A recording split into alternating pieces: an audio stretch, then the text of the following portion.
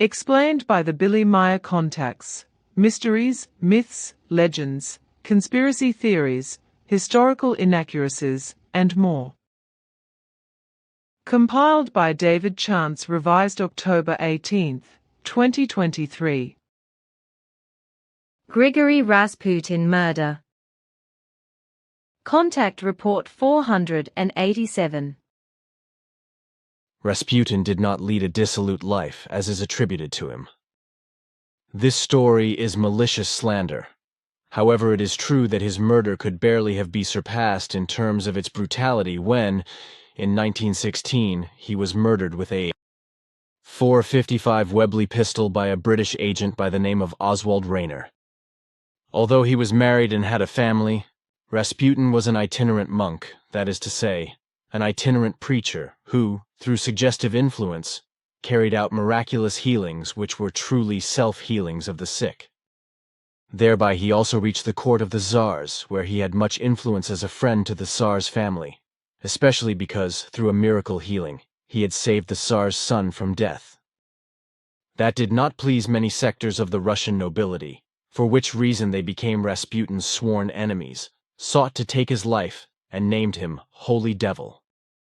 On the 17th of December 1916, he was then actually also kidnapped and murdered, whereby his murderer was, however, the aforementioned British agent who acted in the commission of the nobles in England. The reason for the murder was Rasputin's political objectives, which endangered the victory of Great Britain in the First World War, which raged at that time. But the murder of Rasputin still had other reasons, because, through the nefarious deed, the already long-planned Russian Revolution could also gain ground and be carried out, and the Tsar's family could be captured and murdered. Rasputin was the most important advisor to the court of the Russian Tsar's family. As already explained, he was kidnapped on the 17th of December 1916, whereby the main role was played by a conspirator by the name of Felix Yusupov, who had a friendly relationship with the British agent Oswald Rayner. Rasputin was dragged into a palace cellar in St. Petersburg, where he was tortured and also poisoned, whereby he was, however, able to counteract the poison, and therefore it did not have the desired effect, and he survived the poison attack and was able to flee. But he did not get far because a revolver was taken, and he was shot 2 times in the back from behind, which he, however, also survived. So the murderer took his weapon again and shot Rasputin in the forehead. Rasputin then died immediately. Therefore, he was first seriously injured by the British agent Oswald Rayner, with several shots which, however, Rasputin survived because he simply did not want to die. Only the shot in the forehead really killed him. Consequently, therefore, in this way, a professional execution ultimately occurred. After that, the giant of a man was bound up by the noble conspirators and dragged to the icy Neva River, where they threw him in the icy water. Naturally, the assassins were quickly found, yet the Tsar stopped the police investigation. The conspirators asserted that they had murdered Rasputin because he had exercised too great an influence on the family of the Tsar. These statements from the assassins were, however, not the actual reason why the Tsar did not intervene in the matter of the murder and its investigation. Rather, it was the fact that it was not a Russian, but a foreigner, the British agent Oswald Rayner to be exact, who was Rasputin's real murderer. The true reason for the murder was that Rasputin, peace-loving as he was active in pressing for an armistice, in order to thereby end the state of war between Russia and Germany, and in order, additionally, to also avoid a defeat. And his chances of implementing his desire were, in this regard, very good, because the Tsar, due to Rasputin's enormous influence on the Tsar's family, was willing to bend to Rasputin's wishes and to declare an armistice.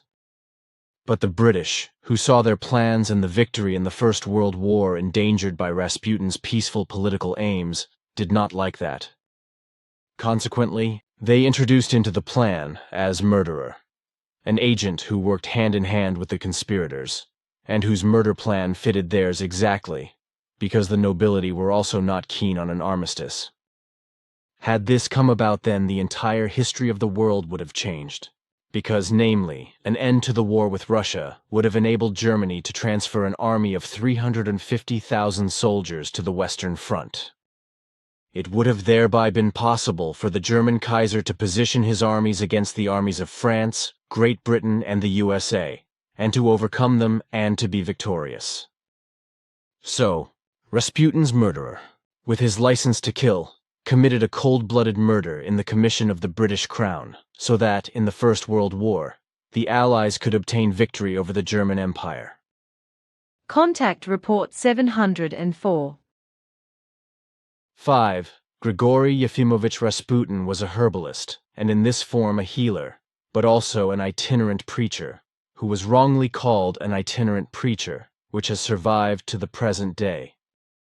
As a herbalist who was disregarded by the medical profession and the population of the time, Rasputin was summoned to the Tsar's court in the hope of stopping the bleeding of the Tsar's son and Tsarevich Alexei, who was suffering from hemophilia by means of herbal mixtures, which, however, was falsely and misleadingly described by so-called contemporary witnesses as prayers, because in his treatment he taught the young Tsarevich Alexei the form of self-mastery and self-influence, through the self-prayer form of self-address. 1. Through the power of my consciousness, I alone, with my mind and with my reason, exercise omnipotence over my knowledge, truth, ability, love, and truthfulness.